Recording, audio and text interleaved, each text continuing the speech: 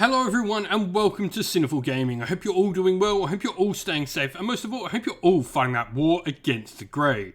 Today's video, we're going to start collecting Conquest First Blood by Parabellum Wargames, and today we're going to take a look at the city-states and their brand new First Blood Warband box set that is on pre-order at the time of recording this video. Now, these First Blood starter sets are great for getting you into First Blood, getting a taste for a variety of different miniatures from your faction as well, and can also be useful in starting to build up a force for Conquest, the Last Argument of Kings, the rank and flank game by Parabellum Wargames as well. In this video, we're going to go through the contents of the box set, talk about all the different models that come in here. We'll then take a look at some other options we have available to us. At the time of recording, city-states are a limited range just due to the fact that they are the newest army on the block for Conquest, but we'll talk about some of those units anyway. And then at the end of the video, we'll show you a little 800-point army list, putting both this box and some of the other options we talk about into play to hopefully give you some inspiration for building your own city-states warband for Conquest First Blood. And so to start with, first of all, this box set is led by a Polemarch. Now, the Polemarch is the cool miniature you see there with the sword, shield, and the really cool headdress there. Fantastic minute front and center. Now, you've got a 5 attack model, 5 wounds, defense 3, clash 3. Pretty solid hero all in all. You've also got Flurry, which is really cool. This is going to give you rerolls to all failed hits when performing a clash or a challenge. On top of that, you've got Cleave 1 there and a shield as well. So this is, some nice defensive benefits in there. Cleave 1 is going to help get through some opponent's armor as well. You've also got Press the Advantage, where while a friendly regiment activates by drawing its command card from your strategic stack, that regiment gains the Flurry special rule until the end of the round, which is really cool. Tip of the Spear, enemy infantry models engaged by this character model do not count towards seizing objectives. And then lastly, Spring to Action as well.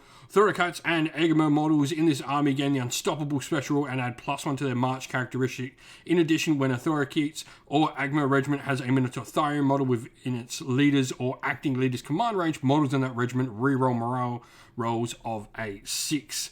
So some nice solid benefits. Now, you do have a couple of command abilities on this model. You've got Dory and Xeophos, where this model removes -1 from its Cleave X special rule and has engagement range increased to 2.5 inches. The effect remains active until the character model uses this command ability again. And then you have Lead from the front as well. Target objective zone. This character model is in range of friendly regiments. Performing a charge action against an enemy regiment within range of this objective zone may reroll failed charges. So you can get onto those objectives a little bit better as well with this model. Now, you've also got your troops in here. Now, you've got a bunch of hoplites. So first of all, these are your infantry. You can see there with the spears and shield. The hoplites are a medium infantry unit, pretty standard. Shields, spear, and hopline as their weapon. What this means is Doralites and hoplite models in the regiment have an engagement range of 2.5 inches, which is really fun. And then you've also got the option for upgrading to a leader model as well as another officer, which we'll talk about in just a sec. Clash 2 though, 1 attack each and 2 wounds, they're a pretty solid model. Now, the other option we have are the Phalangites, another medium infantry model. They are going to have the support and Fiend Hunter and Phalanx tactic rules. So the big thing is when models in this regiment direct their attacks as a result of a clash against an enemy regiment engaged by other Phalangite models, the models in this regiment can reroll failed hit rolls. So effectively, if they all attack someone, they're going to get rerolls.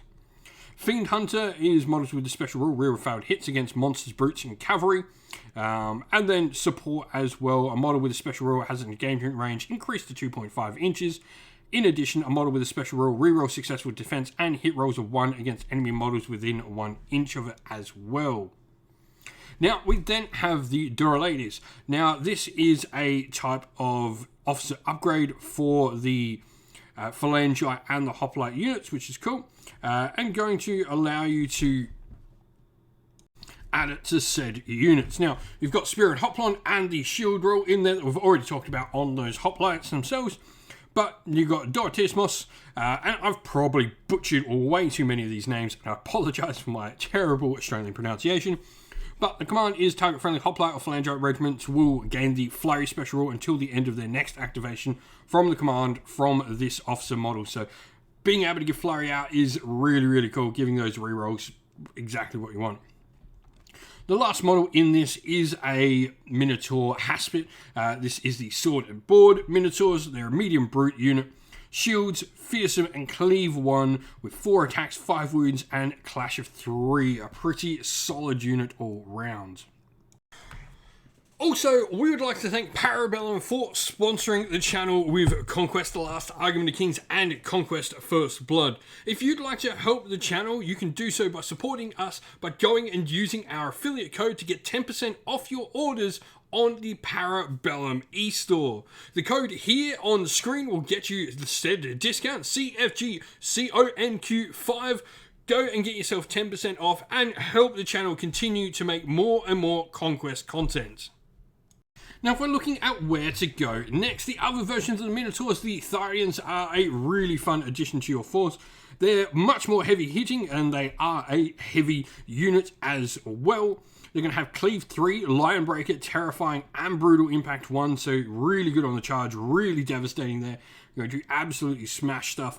The Lion Breaker rule, especially when this regiment, with this special rule, performs at charging successfully and engages an enemy regiment. The enemy regiment loses the shield special rule until the next activation, so really cool at charging in there, knocking off your opponent's shield rules, and allowing other units to come in and fight after as well. Now, joining them, we have the two types of giant. The first of these is the Hephaestian Giants. This is the one with the giant spear and the cool sort of magma-like arm. Now, you've got 10 attacks, 16 wounds, and Clash of 3 with defense 3 as well. Cleave 3, Hardened 1 is really nice, meaning you're sort of knocking off some cleave on yourself. Priest 2 is really fun on this model, where you can get some cool magic on them. Terrifying 2 and Herald of the Forge God is really fun. At the end of this regiment's activation and at the beginning of the deactivate regiment step, this regiment may perform a free additional spellcasting action, which is just awesome. Now, we then have the Promethean Giant as well, a medium monster. This one is a Priest 2, Hardened 1, Cleave 2, Terrifying 1, and Herald of the Forge God rule as well. But this one has a Dampening Force incantation. All friendly regiments within 8 inch may reroll defense and morale tests, and then Magnetic Balance as well. All friendly regiments within 10 inch can reroll hit rolls of a 6 and add +1 to their clash as well. So some really cool buffs coming out of those two big giants there. The last model is in case maybe you want to play with a different character model leading your force. The Aristarch is a medium infantry character. Its big thing is, you know the drill, with its special rule. Friendly infantry regiment activates by drawing its command card from its strategic deck.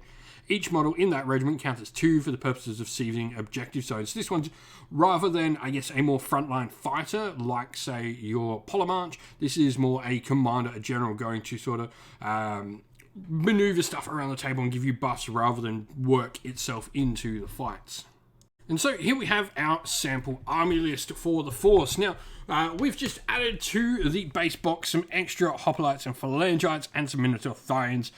This should be a really easy box to pick up and add for yourself. Now, we've got the Polemarch in there, not costing anything as always with the first character you're taking in your First Blood force. Then we got the Minotaur Haspit, 9 hoplites, and then 5 phalangites with the Dora leaders in there, and 2 Minotaur Tharians.